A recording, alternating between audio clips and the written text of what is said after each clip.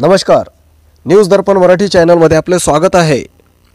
जवळपास 2 महिन्यापासून तालुका मालेगाव पंचायत समिती येथे रमाई आवास योजना घरकुलांच्या 12 फायली दिल्यात, परंतु आजपर्यंत लाभार्थ्यांच्या खात्यामध्ये एकही हप्ता जमा झाला नाही।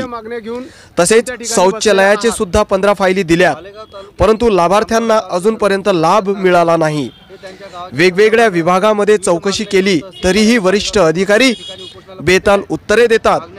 ज्या अधिकाऱ्यांनी या विषयाकडे दुर्लक्ष करून वंचित ठेवले आहे त्या अधिकाऱ्यांवर कायदेशीर कार्यवाही व्हावी अशा प्रकारच्या मागण्या घेऊन ब्राह्मणवाडा येथील सरपंच गोपीनाथ शिवाजी नागरे, हिम्मत महादेव घुगे, वामन शेळके, प्रमोद वाळे, अमोल आंधळे, दादाराव घुगे तसेच बाजार समिती संचालक संदीप सावळे यांनी दिनांक 24 जानेवारी 2024 रोजी मालेगाव तहसील कार्यालय समोर आमरण उपोषणाला सुरुवात केली आहे।